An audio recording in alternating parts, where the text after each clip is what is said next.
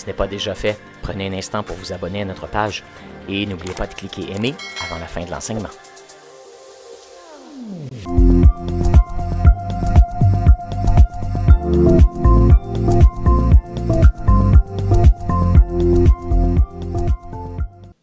Et donc, ce matin, bien, j'y vais avec la prière. Puis, c'est vous encourager à continuer et à persévérer dans la prière. Donc, je vous invite à ouvrir l'Évangile de Luc. Et l'auteur de l'Évangile, l'évangéliste Luc, nous dit en préambule à cette parabole que Jésus a enseignée, il dit « Jésus adressa une parabole pour montrer qu'il faut toujours prier et ne pas se relâcher. » Donc déjà là, on a l'introduction, Luc met la table et dit « Voici pourquoi je vous raconte cette petite histoire-là. » Cette parabole que Jésus a racontée, c'était quoi l'objectif de Jésus là-dedans? C'était de nous dire qu'il faut toujours prier et ne jamais se relâcher. Alors Jésus a raconté la parabole, il a dit, « Il y avait dans une ville un juge qui ne craignait point Dieu et qui n'avait d'égard pour personne. Il y avait aussi dans cette ville une veuve qui venait lui dire, « Fais-moi justice de ma partie adverse. » Pendant longtemps, le juge refusa. Mais ensuite, il dit en lui-même, « Quoique je ne craigne Dieu, que je n'ai d'égard pour personne, néanmoins, parce que cette veuve m'importune, je lui ferai justice afin qu'elle ne vienne pas sans cesse me rompre la tête. » Et voici la leçon. Jésus dit, « Entendez ce que dit le juge. » Okay? Vous prenez une leçon du livre du juge. Okay? Ce juge qui est méchant, qui n'aime pas le monde. Okay? On se demande comment il s'est retrouvé dans sa job, dans son rôle. Mais voici, il y a quelque chose d'imitable. Dieu ne fera-t-il pas justice à ses élus qui crient à lui jour et nuit, et tarderait-il à leur égard? Je vous le dis, il leur fera promptement justice. Mais quand le Fils de l'homme viendra, trouvera-t-il la foi sur la terre?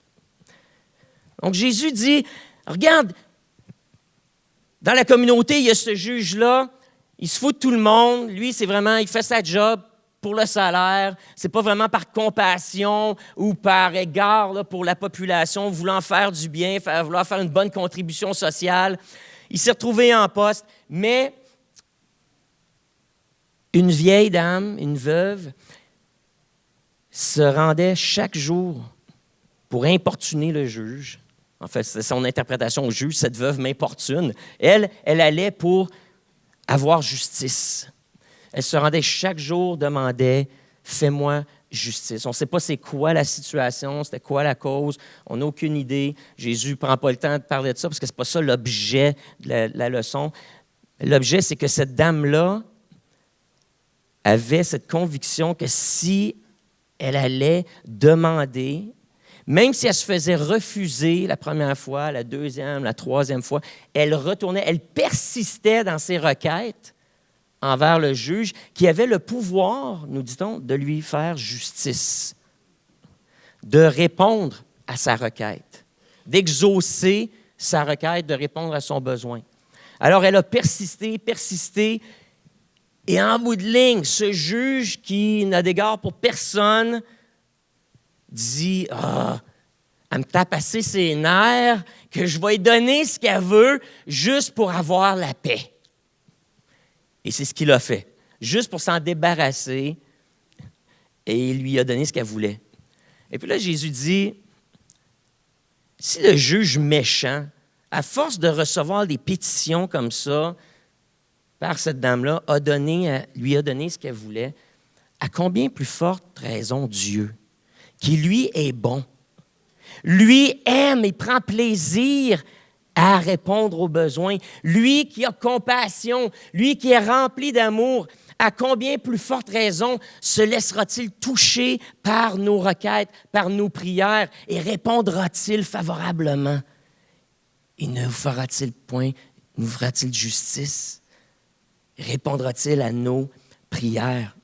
Si quelqu'un de méchant, à force de se le faire demander, donne, à combien plus forte raison celui qui est bon va-t-il répondre aux besoins de ceux qui persistent, qui persistent, qui persistent. Alors, ne vous lassez pas, ne vous relâchez pas, mais persistez dans la prière, Jésus dit.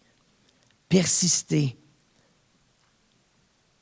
Et puis là, il fait un commentaire à la fin de la parabole. Je vous le dis.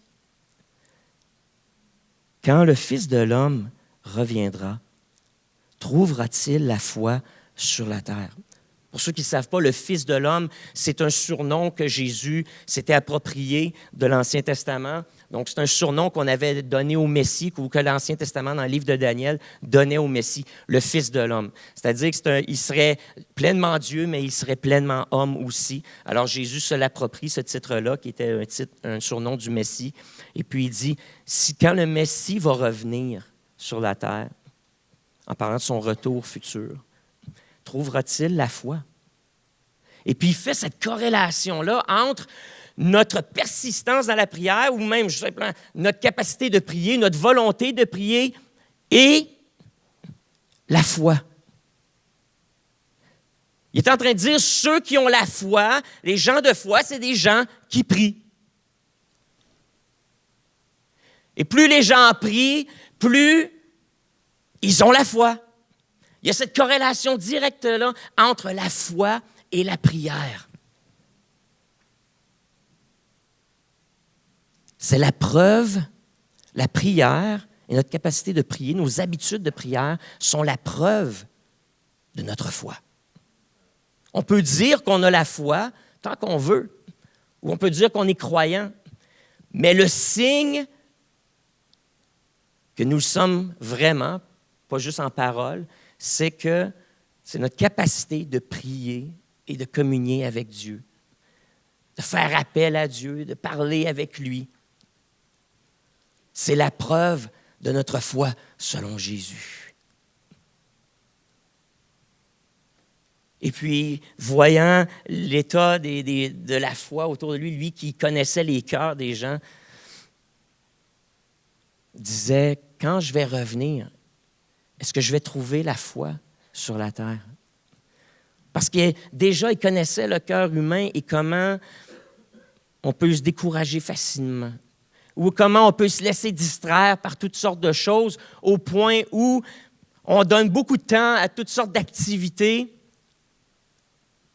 mais pas à la prière. Et cette semaine, j'étais vraiment fier de notre Église. J'étais fier de voir que chaque soir, alors qu'on a dit, on va ouvrir l'Église, puis venez prier. On avait une vingtaine de personnes qui étaient là pour prier à chaque soir. Il y a encore de la foi. Après ça, durant la nuit de prière, on a fait, pour ceux qui ne le savaient pas, on a fait un 12 heures de prière vendredi soir, de 7 heures le soir à 7 heures le matin. Et puis, pas quelque chose qu'on fait toutes les semaines, mais on aime ça lancer des défis. On aime ça mettre notre foi à l'épreuve. On aime ça prouver qu'on a la foi, puis c'est pas juste des paroles, puis c'est pas juste une question du dimanche matin. Alors, on s'est dit, bien, on va venir, puis on va faire un 12 heures de prière. Les portes étaient ouvertes. On a des gens qui sont venus, qui sont partis à différents moments. D'autres arrivaient durant la nuit, partaient à d'autres moments. Donc, c'était un va-et-vient, mais il y avait aussi ceux qui sont restés du début à la fin. Alors, c'était toute une expérience à vivre ensemble collectivement, où on mettait notre foi à l'épreuve, on la mettait à l'œuvre. C'est pas juste à l'épreuve, mais à l'œuvre, pour demander toutes sortes de choses à Dieu.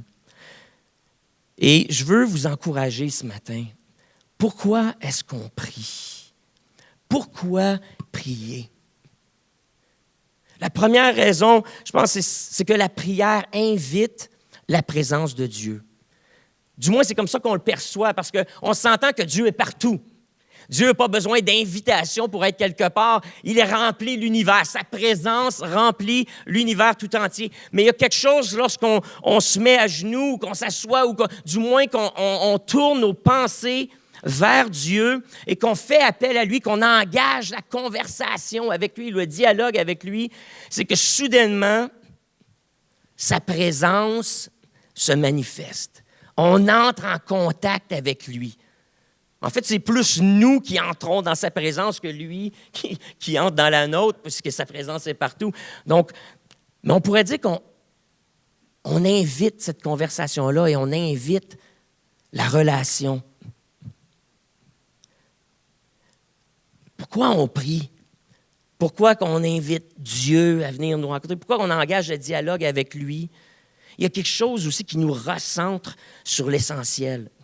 On avait cette semaine de jeûne et prière cette semaine, puis je parlais avec ma fille, puis une des choses qu'on a décidé de faire à la maison, c'est de fermer la télévision, puis de ne pas écouter les émissions qu'on écoute d'habitude, puis juste prendre des temps pour plus intimes avec Dieu, des temps de prière au lieu de se divertir de d'autres manières. Alors, on va se divertir avec Dieu. T'sais.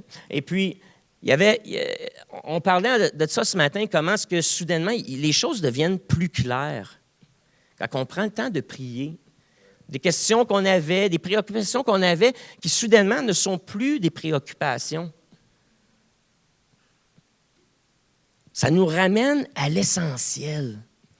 Ça nous aide à faire de mettre de l'ordre dans nos priorités.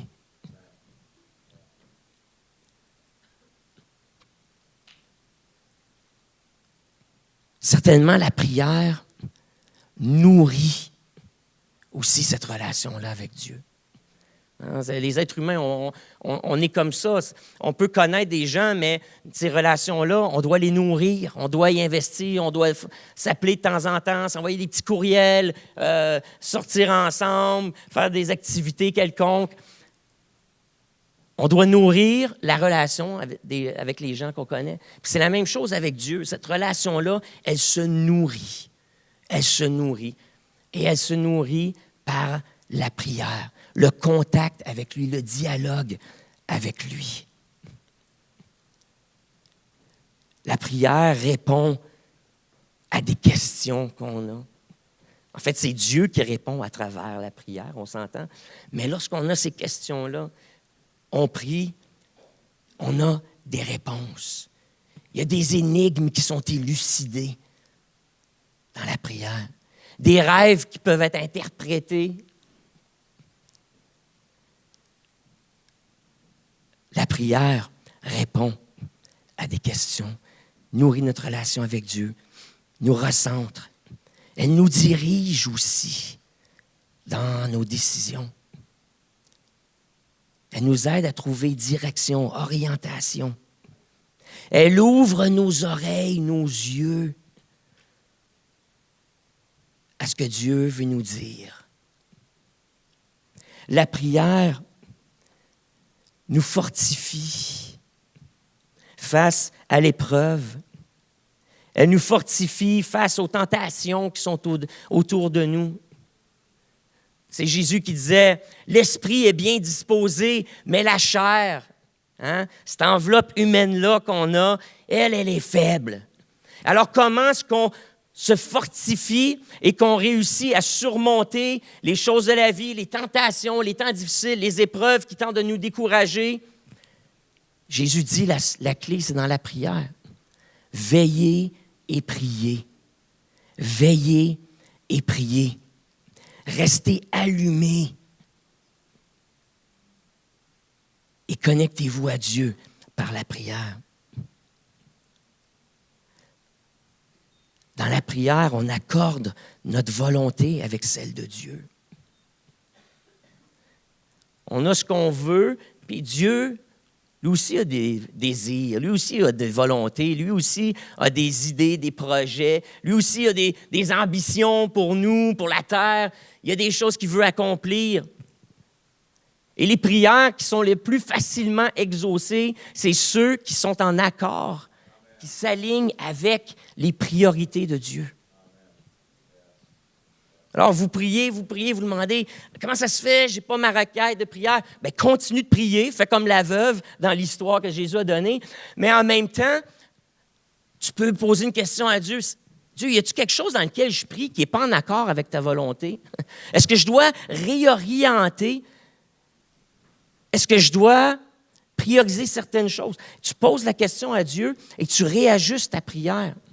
Et quand la volonté de Dieu s'aligne avec la nôtre, boum, soudainement, il y a quelque chose qui passe, il y a une énergie spirituelle qui est là et qui permet à la prière de s'exaucer, au royaume de Dieu de se manifester dans ta vie. On pourrait dire que la prière, non seulement nous accorde avec Dieu, mais avec la volonté de Dieu, mais nous dispose à lui obéir aussi. N'est-ce pas l'exemple de Jésus? Tantôt, Caroline faisait référence à Jésus qui n'a pas choisi de souffrir. S'il avait eu le choix, il aurait choisi une autre stratégie. Il a dit, Dieu Père, prends cette coupe de souffrance, éloigne-la de moi. Y a-t-il une autre option que d'aller à la croix? Le soir, avant qu'il se fasse capturer, c'était sa prière. Y a-t-il une autre option, Dieu? Y a-t-il une autre manière d'apporter le salut aux humains? Ou est-ce qu'il faut que je passe par là? Donc, il a essayé de négocier avec le Père, il a parlé avec... Il a fait connaître au Père il a fait connaître au Père sa volonté à lui, qu'il aurait aimé une autre option. On peut faire ça avec Dieu. On a le droit de dire comment on se sent, qu'est-ce qu'on aimerait. On n'est pas nécessairement d'accord avec le plan,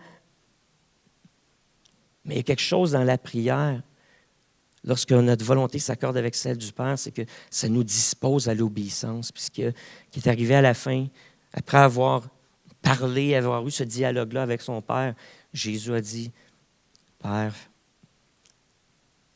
que ta volonté soit faite et non la mienne. » Et puis il s'est soumis et il a accepté. Et gloire à Dieu qu'il l'a fait parce que c'était la seule manière de rétablir la communion, la communication entre Dieu, le Père, et l'être humain, la race humaine. Il a ouvert le chemin afin que nous aussi, là, on puisse avoir ces conversations avec Dieu. La prière accorde notre volonté avec celle de Dieu. Elle nous dispose à l'obéissance. La prière provoque des miracles. La prière provoque des miracles. La prière déclenche des phénomènes surnaturels dans nos vies et autour de nous. La prière débloque les impasses. Peu importe les circonstances dans lesquelles on est, la prière débloque les impasses.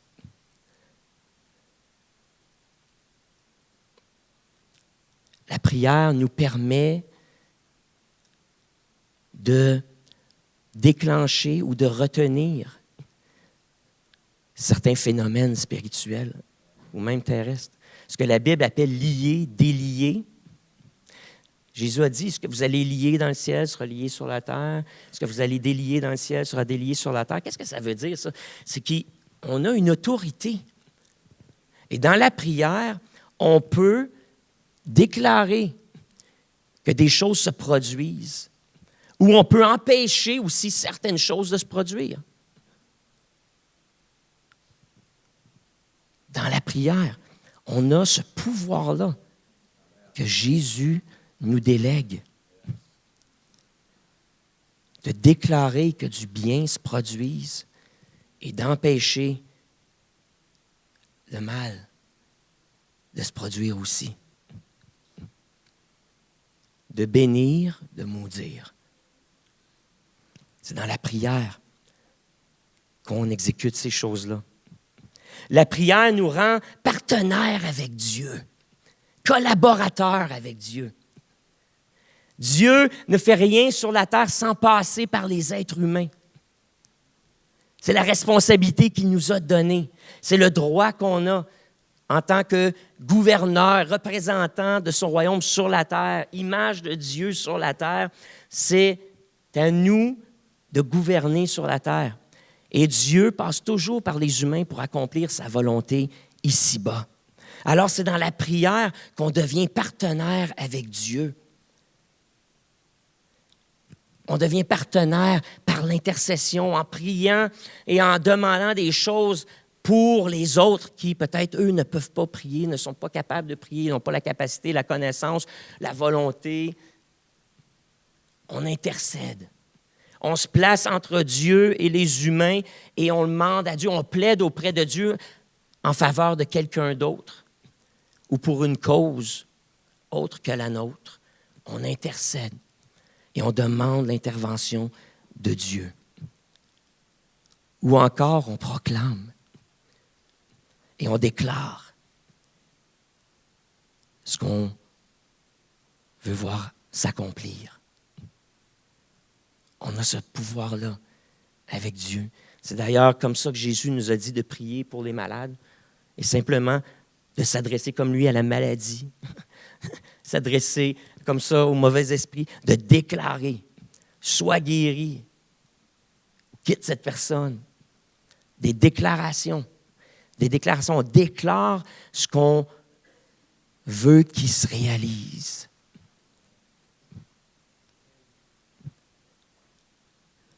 La prière, elle nous garde humbles aussi. Elle nous garde dans cet état de dépendance face à Dieu, où on reconnaît qu'on a besoin de lui, et ça nous garde dans la gratitude, justement, où on reconnaît que c'est Dieu vraiment qui nous donne tout ce qu'on a. Encore une fois, une conversation qu'on avait cette semaine à la maison, des fois les gens disent, bien, toi, vous autres les chrétiens, vous priez, puis ce que vous voulez arrive, et vous dites c'est Dieu. Mais nous, qui n'avons pas de foi, bien, il y a des bonnes choses qui nous arrivent aussi. On ne dit pas que c'est Dieu. Donc, puis les gens sans foi utilisent cet argument-là un peu pour dire, bien, il n'y a pas de Dieu. Il n'y a pas de Dieu. Et à toi, tu dis que c'est Dieu, mais moi, je ne crois même pas en Dieu, puis des bonnes choses m'arrivent. Et le chrétien, lui, dit, non, il y a un Dieu, mais il est tellement bon qu'il bénit même ceux qui ne croient même pas en lui. La différence entre toi et moi, c'est que moi, je connais la source des bonnes choses qui t'arrivent. Ça vient d'un Créateur qui donne sa pluie aux bons et aux méchants, qui fait briller le soleil sur les bons, sur les méchants. Dieu est créateur, Dieu prend soin de toute sa création. Et comme un bon parent qui n'attend pas que son enfant lui dise « Oh, merci, t'es tellement fin, papa, de mettre du pain sur la table, puis de mettre de la bouffe dans le frigo, puis t'es tellement bon, papa, d'aller travailler, puis de gagner un salaire pour payer l'hypothèque, pour que je puisse avoir un foyer, une belle maison dans laquelle vivre. Oh, papa, t'es tellement fin d'aller me reconduire à la job, puis oh, papa... » S'il fallait que les parents, on attende tout le temps d'avoir de la gratitude pour faire des choses, je pense qu'il y aurait une génération émergente qui serait pas mal triste. Pourquoi on fait ce qu'on fait en tant que parents?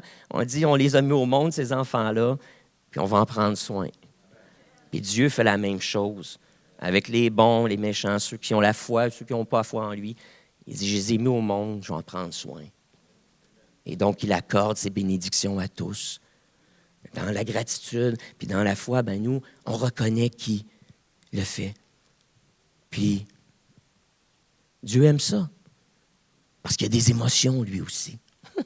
Et comme un bon parent, il aime ça quand ses enfants disent « Papa, t'es donc bien fin. Merci, papa. Merci de faire ce que tu fais, de prendre soin de moi, de veiller à mes besoins. » La prière nous garde humbles et nous rappelle que Dieu est suprême, que Dieu est supérieur, que toute bonne chose vient de lui. La prière nous permet d'exprimer ce qu'on vit aussi à Dieu.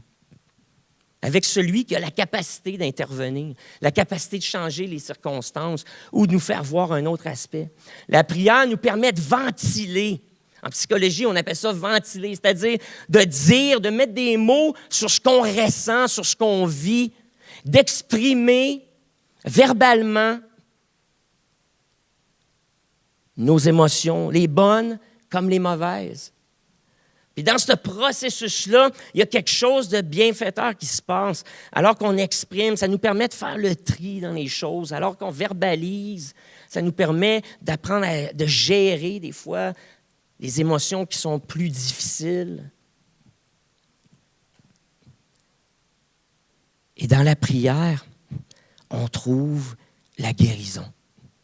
Ce n'est pas juste une manière de ventiler, d'exprimer, mais c'est une manière aussi de les mettre devant Dieu et de permettre à Dieu de venir guérir, de venir faire du bien.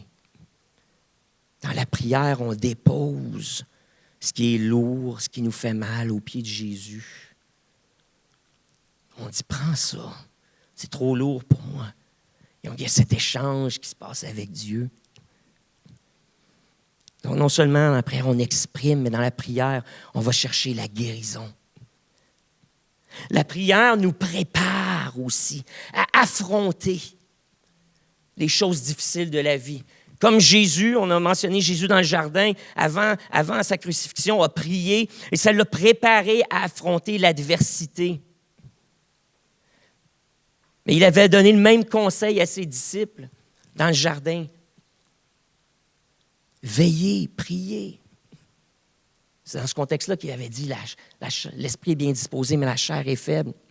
Veillez et priez, parce que le diable veut vous briser, veut vous disperser, veut vous perdre la foi, veut vous enlever ce que je vous ai donné.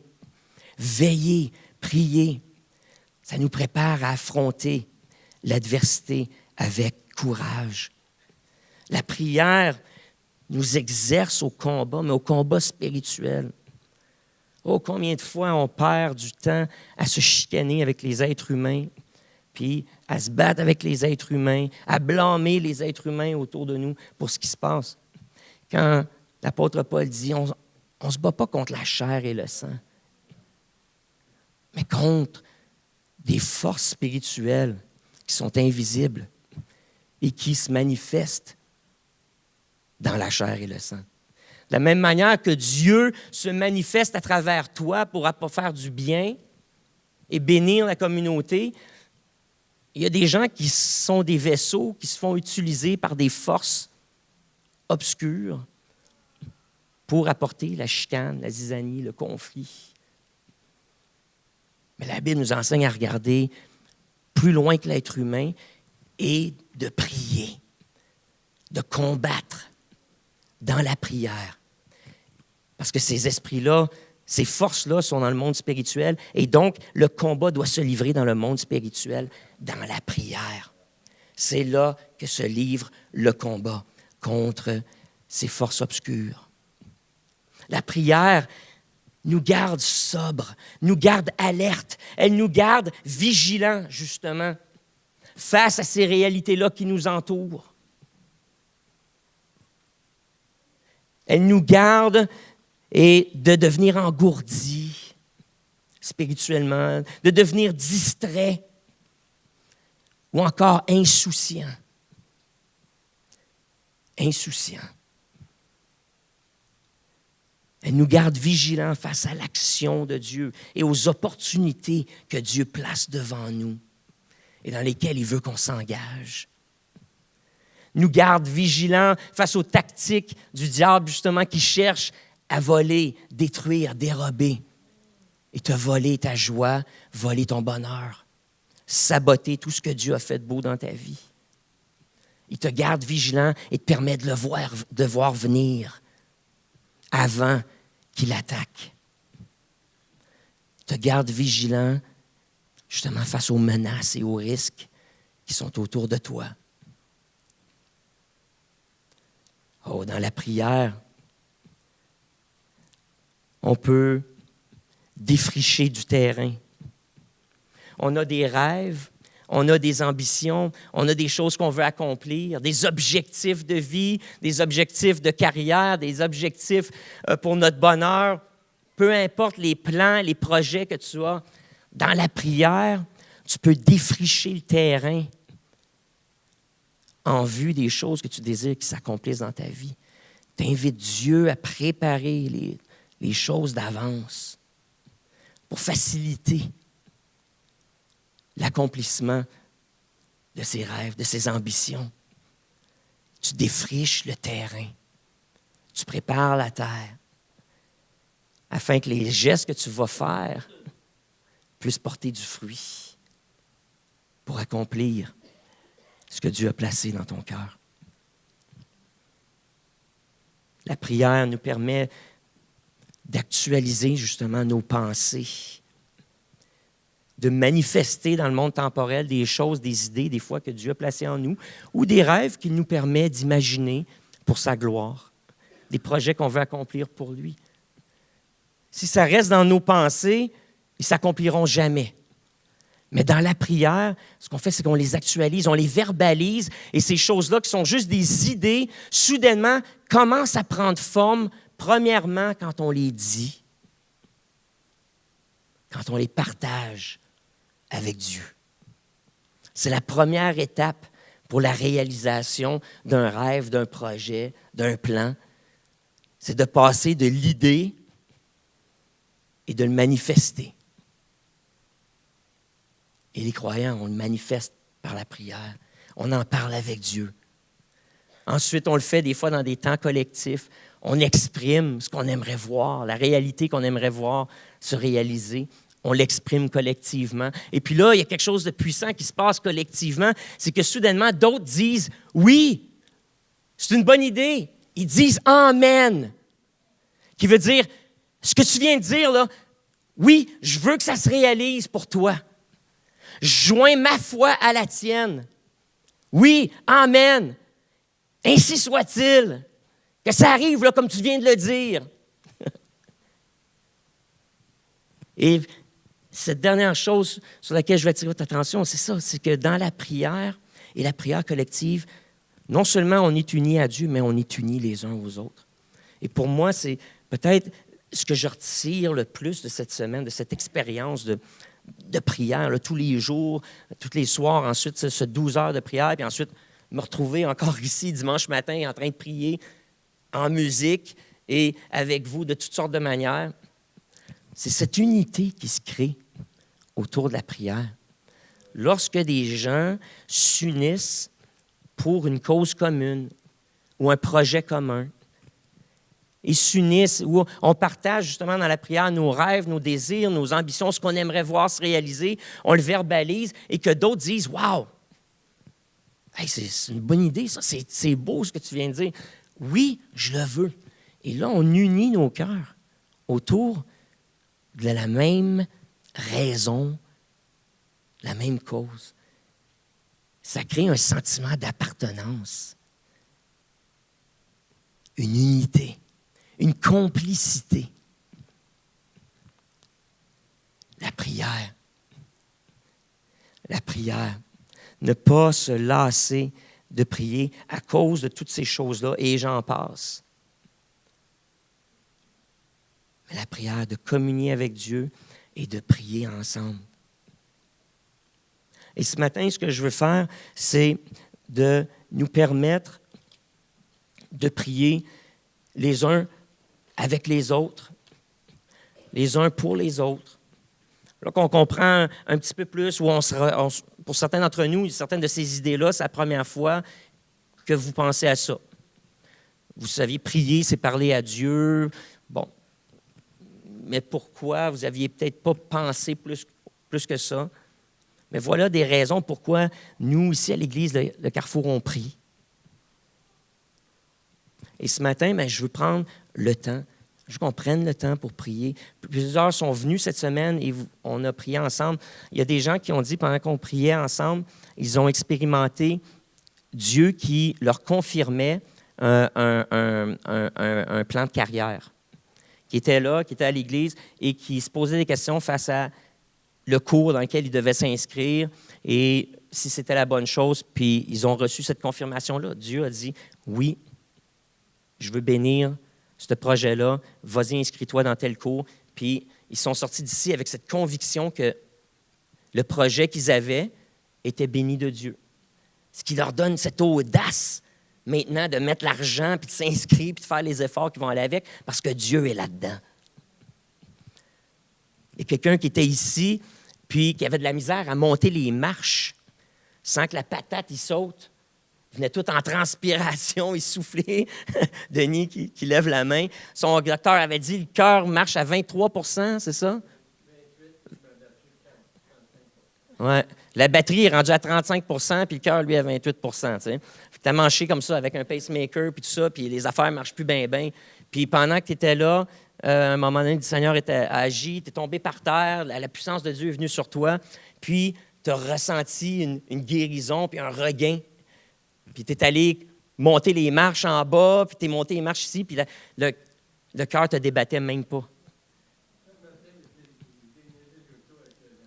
Fait que là, le matin, tu es sorti dehors, déneiger l'auto, puis tout ça. Fait que tu te sens déjà mieux après avoir passé du temps dans la prière. C'est comme ça. C'est comme ça. Quelqu'un d'autre, durant la nuit de prière, disait, ça fait des semaines et des semaines que je suis découragé, puis que je mets un sourire sur mon visage, mais en dedans, je suis triste. Puis j'ai de la difficulté à me motiver, puis à retrouver mon élan là, dans la foi. Puis pendant qu'on était là, le Saint-Esprit est venu, a agi, et la personne s'est mise à rire, mais à rire, et à rire de bon cœur, sans arrêt, avait de la misère à rester debout. Et puis a retrouvé cette joie-là qu'elle avait perdue dans une intervention divine, alors qu'on était là, qu'on priait les uns pour les autres. Dieu veut faire du bien. Dieu veut ton bien, veut te faire du bien. Il veut répondre à tes questions, veut te donner des révélations, veut mettre des rêves en toi et parfois veut rêver avec toi et parfois il te laisse rêver tout seul puis il dit « Je veux bénir ton rêve ». À toi de prier, de savoir lequel que c'est. Mais c'est dans la prière que tu reçois cette confirmation-là et que Dieu, ce sentiment que Dieu est avec toi. Cette affirmation. Alors, ce matin, je nous invite, vous avez des besoins, levons-nous ensemble et puis, peu importe votre besoin, venez à l'avant aujourd'hui. Et ceux qui ont reçu une bénédiction de Dieu durant la semaine de prière, vous avez été ici, vous avez été bénis, vous avez reçu une réponse à vos prières. J'inviterais peut-être notre pianiste, es-tu là? Jean-Michel ou peut-être Abed, si tu es là, venir sur le piano. Puis, et en attendant, sinon on mettra un petit track musical. Et venez en avant. Vous avez besoin ce matin, Dieu est ici, prêt à répondre à votre prière. Mais démontrez cette persistance-là. Peut-être c'est des choses pour lesquelles vous avez déjà prié, la réponse n'est pas encore venue. Imite la veuve persistante. Imite la veuve persistante et viens prier. Ce matin, Dieu veut répondre. Il veut répondre.